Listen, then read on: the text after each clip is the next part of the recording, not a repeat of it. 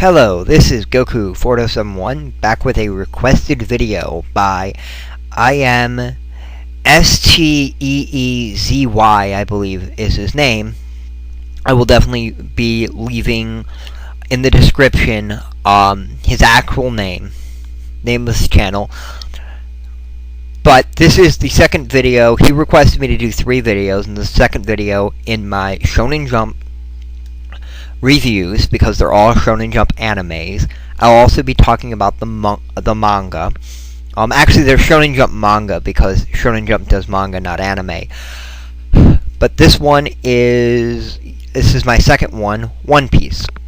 So let me get into the video, start talking about One Piece. Pretty much all 3 of the reviews in this series are all Shonen Jump, thus they all have similarities. There are Shonen Jump ones that are different, but unfortunately these are not different. If you don't like Shonen Jump animes, you won't like this one.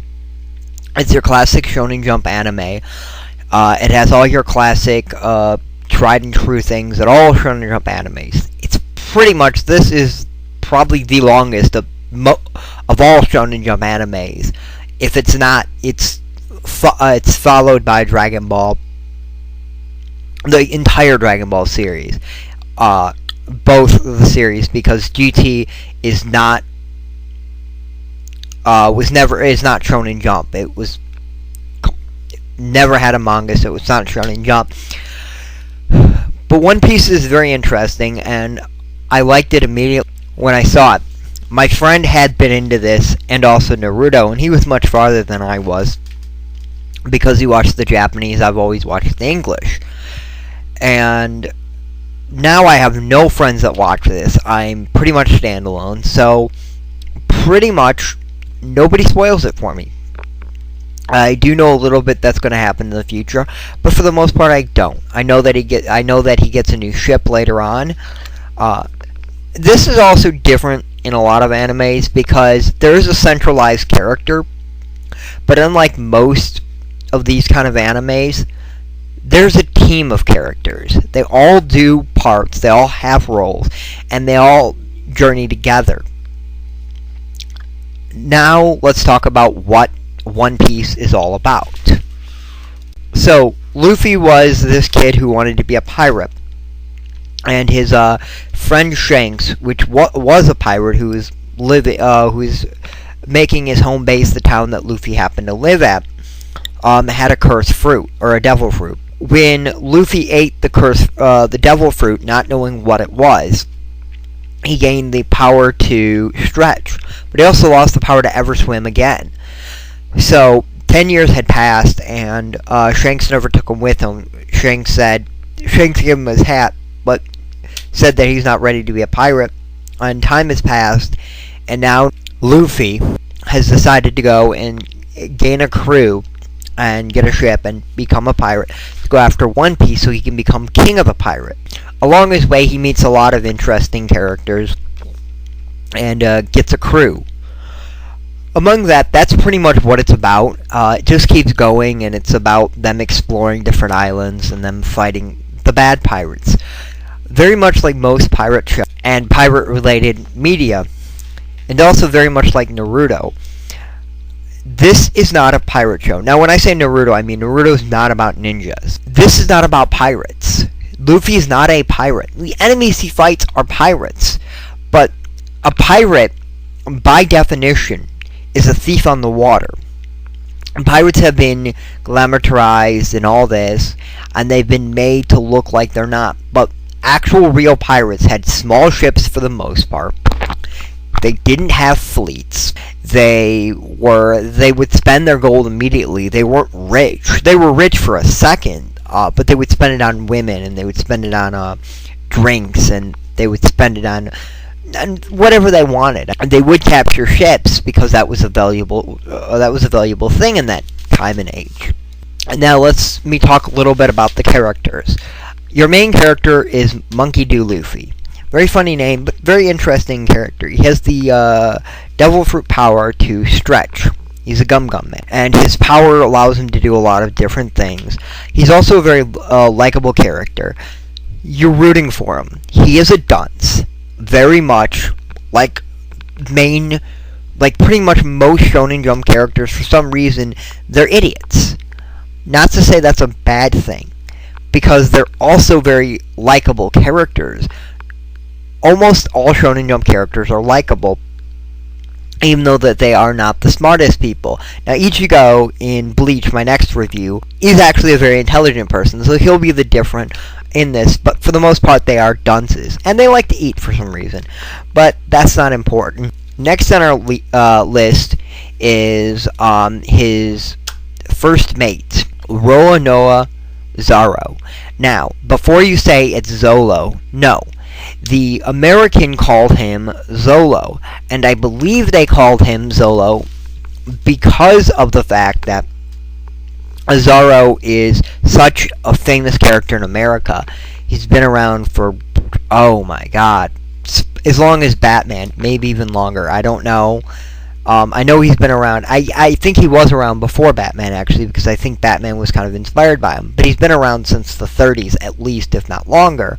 Roanoa Zoro is nothing like Zoro, so I know that they didn't copy him, of course, but he is a swordsman of a three-sword style. I can't think of the name right now. If you know the name, you can leave a comment below. Sorry, I just don't remember the name off the top of my head of his sword style. And he has a goal to be the best swordsman in the world. And he's got past things that lead him to this.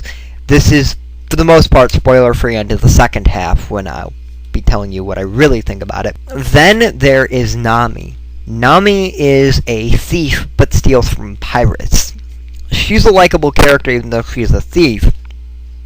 And she's your lead female character. This is one difference this show has, is that your female character, actually, it's not different, but Dragon Ball Z didn't really have a lead female character.